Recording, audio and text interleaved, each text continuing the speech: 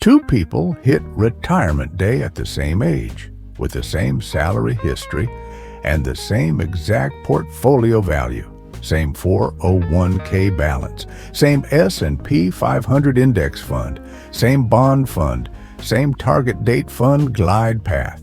On paper, they're twins. Then the market drops. Not a headline-grabbing apocalypse, just a normal, ugly bear market, something that happens often enough that it should never be treated as unthinkable.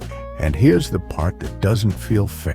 One of them retires anyway, stays calm, keeps paying bills, and never has to beg the market for. The other quietly goes back to work or delays retirement by years because selling would lock in the damage. Same funds, different outcome. If you're 10 years from retirement, this is the trap. You think the next big decision is, which funds should I buy? But Benjamin Graham would tell you, the real decision is what you do before you pick funds. Because funds can't protect you from the single risk that ruins retirements most often. It's not inflation headlines. It's not the Fed meeting. It's not whether AI stocks keep running. It's the first crash after you stop working, combined with withdrawals. That's the moment when Mr. Market stops being a noisy neighbor and becomes a landlord knocking on your door on the worst possible day. So in this video, we're going to build a Graham-style pre-flight sheet for the last 10 years before retirement. It's simple. It's conservative. It's designed for the defensive investor, someone who cares more about staying solvent and sleeping at night than winning a bragging contest on social media. And only after that sheet is built, only after you know what your plan must survive, then we'll talk about picking funds, index funds, ETFs, target date funds, bond funds, and the boring stuff that actually keeps a middle-class retirement standing. Because the point of retirement investing isn't to be right, it's to not be forced. Now, let's name the enemy clearly. When you're 30, a market crash can feel like a sale. You're earning, you're contributing, time is on your side. Volatility is annoying, but it's not existential. When you're 60, and you're about to retire, volatility stops being a chart and starts being timing. This is what people mean by sequence of returns risk. But I don't want it to stay as jargon. Here's what it really means. If the market gives you bad returns early, right when you start withdrawing, your portfolio may never recover in the same way, even if long-term average returns look fine later. You're taking money out of a shrinking base. You're selling shares at depressed prices, and those shares never get to participate in the rebound because they're gone. This is why two retirees can get the same long-term average return and have totally different lives. Graham's whole framework starts here. You don't begin with optimism. You begin with the realistic possibility of disappointment. Not because you're pessimistic, but because you respect risk. In The Intelligent Investor, the spirit of the message is consistent. Investment is most intelligent when it is most businesslike. That means you plan for adversity. You don't improvise under stress. So if you're 10 years from retirement, your job is not to find the hottest funds. Your job is to design a plan that doesn't require heroism.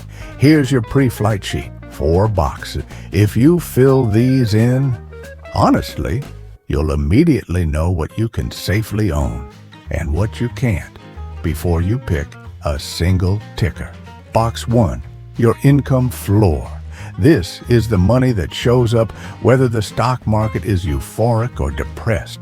For most Americans, it's Social Security. For some, it's a pension. For some, it's a mix of part-time work, annuities, or rental income. But be careful with anything that can vanish when the economy gets ugly. The key question is simple. how much of your monthly life can be covered without selling investments. Box 2, your spending reality. Not your idealized budget, your real one. The version of you that still pays for car repairs, medical copays, and that one surprise that always happens at the worst time. This is where people accidentally set themselves up for panic. They underestimate spending, then the first year of retirement feels tight, then Mr. Market drops, and suddenly they're forced to sell to stay comfortable. Box 3, the gap. If your spending is $6,000 a month and your income floor is $3,500, your portfolio has to reliably fund the remaining $2,500 through good markets and bad ones. This gap is your portfolio's job. It's your portfolio's paycheck. Box 4, your margin of safety buffer. This is the most important box, and it's the one almost nobody builds before choosing funds. Your buffer is the number of, or ideally years, that you can cover that gap without selling stocks at a bad price. Let's say your gap is $30,000 a year. If you have 3 years of that gap held in high quality, low volatility asset, cash equivalents, T-bills, short-term treasuries, maybe a conservative bond ladder, then a bear market becomes emotionally survivable. Not fun, not painless, but survivable. If you have zero buffer, then a bear market becomes a negotiation with your future lifestyle. And that is exactly where people break their own rules. That's the pre-flight sheet. Income floor, spending reality, gap, buffer.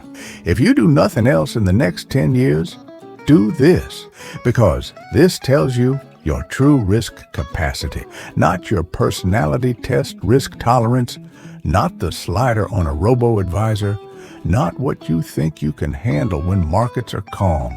It tells you what you can handle when you're tired, when the headlines are screaming, when your friend says, "I sold everything," and when your account balance looks like it's insulting you. Now let's talk about the principle behind that buffer, because it's pure Graham, margin of safety. In engineering, you don't build a bridge to hold the average truck.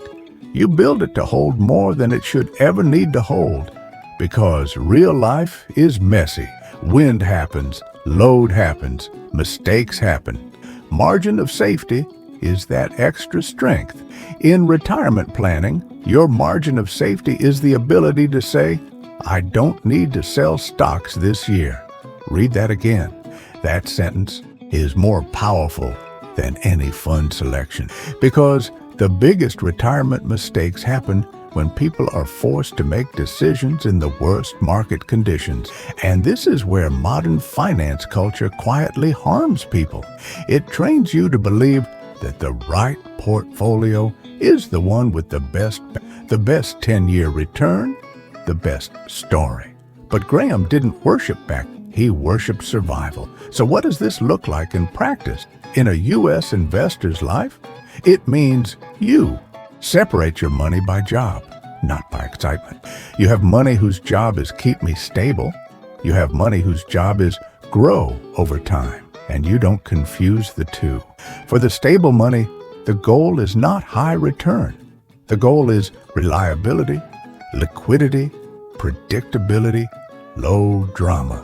That usually means things like cash in a high-quality money market fund, short-term treasuries, T-bills, I-bonds for some people, possibly TIPS as part of an inflation-aware structure, and high-quality bonds with a maturity plan.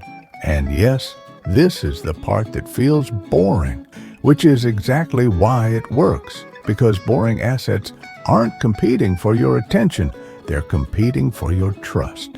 Now, a quick reality check. In the last few years, a lot of people rediscovered cash yields and T-bills and said, "Wait, why didn't I do this earlier?" Great. Use that awareness, but don't become reactionary. You're not chasing yields. You're building a runway. When you're 10 years from Retirement. Your runway matters more than your wings. Here's a simple way to think about it. If a bear market hits and stocks are down 30 to 40%, how long can you live without selling those stocks? If the honest answer is not even 6 months, then the problem is not your funds. The problem is your structure. And this is exactly where Mr. Market comes in. Graham's Mr. Market is that emotional business partner who shows up every day offering to buy or sell at ridiculous prices. Sometimes he's euphoric. Sometimes he's depressed. He's always dramatic. He's never obliged to be rational. Most people treat him like a teacher. Graham treats him like a servant. You are not required to accept his offers, but you can only refuse his offers if you don't need his money today. That's your buffer. Without it, Mr. Market becomes your boss. Now, let's move to the second pillar you must settle before picking funds: asset allocation. This is the part people skip because it's not flashy. But if you get it wrong, the funds won't rescue you. Graham's defensive investor framework is famous for its emphasis on balance, a meaningful allocation to high-grade bonds, and a meaningful allocation to diversified common stocks with guardrails so you don't drift into extremes. Modern investors sometimes hear stocks and bonds and think it's outdated because there are more products now. Factor ETFs, private credit funds, option income ETFs, crypto, thematic tech, baskets, AI revolution funds, meme stock communities, you name it. But more products doesn't mean more safety. Often, it means more ways to be tricked. Graham's point wasn't always hold this exact thing. His point was, don't let excitement push you into a fragile position. So here's the decision you make 10 years out. What percentage of your retirement plan must be stable enough to protect your lifestyle if the market becomes hostile? That percentage is not a moral issue. It's math plus temperament. If you have a strong income floor, say Social Security plus a pension that covers most necessities, you might reasonably hold a higher stock allocation because you're less dependent on selling in a downturn. If your portfolio is the paycheck, you need a bigger stabilizer. This is where people confuse bravery with safety. They say, I can handle 100% stocks. I'm tough. But toughness is not the resource you want to rely on at 65. The resource you want is design. And design is the defensive investor's superpower. So before you pick funds, you decide an allocation range you can live with, not when everything is going up, when things are going down, and you still want to sleep. This is also where rebalancing becomes something more than a finance. Rebalancing is how you keep Mr. Market from steering your life. When stocks soar, rebalancing forces you to trim. When stocks fall, rebalancing forces you to buy, if your plan allows it, without waiting for clarity. It's boring. It's also the closest thing to a behavioral shield that exists. And if you're 10 years from retirement, behavioral shields matter more than clever ideas, because the biggest retirement killers aren't just market crashes. They're human reactions to market crashes. So I want you to build a simple crash protocol before the crash. It can be as plain as, if stocks fall and my allocation drifts outside my range, I rebalance on a schedule, not on a headline. If I'm withdrawing, I withdraw from my stable bucket first while stocks recover. If I feel the urge to sell everything, I wait 72 hours and reread my pre-flight sheet. This is not about pretending you'll feel nothing. It's about not letting feelings rewrite your future. Now we're ready for the question everyone came for. Okay, fine. How do I pick funds? But notice what just happened. We didn't start with funds. We started with survival. We started with margin of safety. We started with the defensive investor's rule. Protect yourself from your own worst timing. Now fund selection becomes straightforward because you're no longer asking, what's the best performing fund? You're asking, which simple, low-cost tools best fit the structure I already decided on? That's Graham. Price versus value. In fund terms, the price isn't just the share price. It's the total cost of ownership, fees, taxes, complexity, and the behavioral cost of owning something that makes you want to tinker. So here's a Graham-style approach to funds for someone 10 years from retirement with modern U.S. realities in mind. First, respect fees like they are permanent, because they are. An expense ratio looks small until you understand what it really is, a guaranteed subtraction from your return every year, in good markets and bad. Graham would recognize this immediately. Paying too much for anything reduces your margin of safety. So you prefer low-cost index funds and ETFs, where the job is simple: broad exposure, minimal friction. Second, prefer transparency over cleverness. If you can't explain how a fund behaves in a bear market, you don't own it near retirement. This is where income products can be a trap. Funds that advertise high yield or monthly income sometimes take risks that don't show up until stress hits. Credit risk, duration risk, option strategies that cap upside and still leave you exposed to downside. That doesn't mean they're automatically bad. It means you don't buy them because the story sounds comforting. Graham's line between investment and speculation is useful here. An investment operation is one that, upon thorough analysis, promises safety of principal and a satisfactory return. Operations not meeting these requirements are speculative. A fund that you buy because the marketing makes you feel safe, but you haven't analyzed the risks, is not an investment. It's a mood. Third, match the fund to the job. Your stable bucket wants stability. That typically means high quality, short duration exposure if you're using funds, or direct treasuries if you prefer to reduce fund risk and understand your maturities. If you use bond funds, you must know what's inside: duration, credit quality, and how it behaves when interest rates move.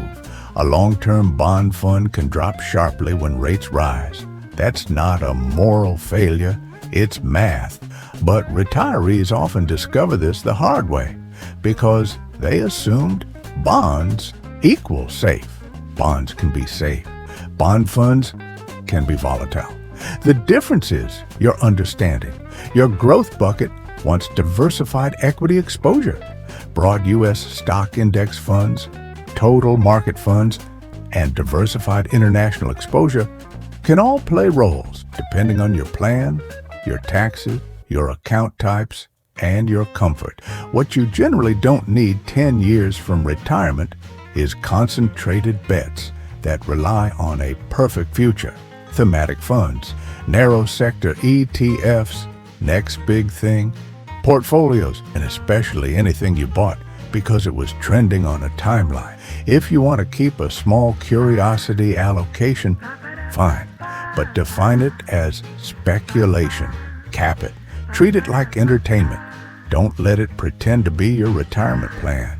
Fourth, be careful with target date funds. This is where a lot of people in the U.S. naturally end up, and sometimes that's perfectly reasonable, especially for the truly passive investor who wants a one-fund solution with automatic rebalancing. But you must understand one thing: target date funds are a glide path, not a guarantee. They may still hold a meaningful amount of equities at retirement. They may still experience drawdowns. They may have bond exposure that behaves differently depending on rate environment. So if you use a target date fund, don't outsource thinking completely. Compare its allocation to your pre-flight sheet. Ask, does this glide path match my income floor, my spending gap, and my buffer? If it doesn't, you adjust. Graham would never tell you to accept a packaged solution that doesn't fit your situation. Fifth, taxes and account location matter. A fund can be good and still be inefficient in the wrong place. In taxable accounts, turnover and distributions can create tax drag. In retirement accounts like a 401k or IRA, you have more flexibility to rebalance without immediate tax consequences. If you're thinking about Roth conversions in the years between retirement and required minimum distribution age, that planning connects directly to how you structure withdrawals and how you manage taxable income. This is not about squeezing every last basis point. It's about reducing the number of ways your plan can fail. Now, let's return to that story at the beginning. The two identical retirees. Here's the missing detail. The retiree who made it through the crash didn't have better funds. They had a better buffer. They had 2 to 3 years of spending gap protected. So when stocks fell, they didn't sell the growth at. They withdrew from the stable side. They rebalanced and appropriate. They treated the crash like weather, not like a verdict. And they had a rule. They never made life-changing portfolio decisions during a panic week. The other retiree had a portfolio that looked impressive on a statement, but it had no runway. They were effectively 100% dependent on market mood for monthly cash flow. So the crash didn't just lower numbers, it threatened identity. Am I still retiring? Did I miss? In that emotional storm, they did what humans do. They grabbed for control. They sold, or they stopped contributing, or they abandoned the plan for something that feels safer, usually after the damage was done. Same funds, different structure. This is why the most valuable thing you can do 10 years from retirement is not to optimize returns. It's to remove forced selling from your life. Now, I want to get very practical. If you're listening and thinking, okay, tell me exactly what to do, here is the pre-flight sheet turned into a simple sequence. First, calculate your income floor. Estimate Social Security conservatively. If you're not sure, use the official estimator you trust, but don't anchor your life to the highest possible number. Use something you can defend. If you have a pension, use the real terms. If you plan to work part-time, treat that as uncertain because recessions have a way of changing part-time plans. Second, track your spending reality, not for a day, for a month, ideally longer. Find the number that includes the boring stuff: insurance, healthcare, home maintenance, car replacement, taxes. This is where real retirement planning lives. Third, define the gap. Spending minus floor equals portfolio pay. Fourth, decide your buffer. How many years of that gap do you want protected? Many defensive investors aim for something like 2 to 4 years, but the right number depends on your situation. The bigger the gap and the more emotionally sensitive you are to drawdowns, the more buffer you want. The stronger your income floor, the less buffer you may need. Fifth, align asset allocation to that reality. If your buffer is real and your income floor is strong, you can usually carry equity exposure without being forced to sell. If your buffer is thin and your gap is huge, you don't fix that with a better fund. You fix it with more stability. Spending adjustments, delayed retirement, part-time income, or a larger allocation to stable asset. Sixth, write your crash protocol. 1 page, simple rules. No predictions, no, I'll know what to do when it happens. You won't. Nobody does. Seventh, only now pick funds based on fit. Low cost. broad diversification, understandable behavior under stress, minimal tinkering. Eighth, review annually and rebalance deliberately, not daily. Not because TikTok said the market is about to crash, not because a pundit is selling fear. Annually, calmly, like a business owner reviewing inventory. This is the defensive investor's retirement blueprint. And if that sounds too simple, I want you to notice something. Simple isn't the same as easy. Simple is a recipe. Easy is never having to find. Most people don't fail retirement because they lack intelligence. They fail because they built a plan that requires emotional perfection. Graham's genius was understanding that markets are not just numbers, they're a psychological arena. So he built frameworks that reduce the need for emotional heroics. That's what you're doing here. You're building a plan that still works when you're not at your best. Now, let's address one more modern trap that hits hardest in the 10 years out window, the urge to catch up. This is the moment when people look at their account and say, I should have started earlier. And then they try to compress time by increasing risk. They reach for concentrated growth. They chase performance. They buy story stocks. They rotate into whatever had the best last 12 months. They panic buy after rallies and panic sell after drops. It feels productive. It feels like action. It's often a disguised form of desperation. Graham would call it speculation dressed up as a plan. If you're behind, the answer is rarely swing harder. The answer is to make the plan more resilient. Increase savings rate if possible, reduce fees, avoid tax drag, avoid behavioral mistakes, keep a rational stock and bond allocation, and protect your withdrawal years with a buffer. Get rich slowly is not a slogan. It's a risk management strategy, and it's the only strategy that reliably respects the fact that you're a human being, not a spreadsheet. So let's close the loop. If you're 10 years from retirement, do this before you pick funds. Build your pre-flight sheet. Know your income floor. Know your spending reality. Know your gap. Build your margin of safety buffer. So you're not forced to sell growth assets worst time. Then set an allocation you can live with, not brag about. Write a crash protocol you can follow when you're scared. And only then choose simple, low-cost diversified funds. Index funds, ETFs, or even a carefully understood target date fund based on fit, fees, and clarity. If you do that, you'll discover something almost unfair. Fund selection becomes less stressful because you're no longer asking funds to do the one job they can't do. They can't protect you from your own timing, but you can.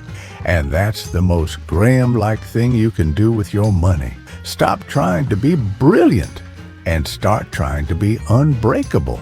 Because retirement isn't a number on a screen. It's the ability to live your life without needing Mr. Market's permission.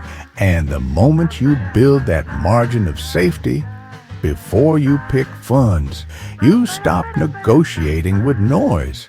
You start investing like an owner, like a defensive investor, like someone who actually intends to finish the journey.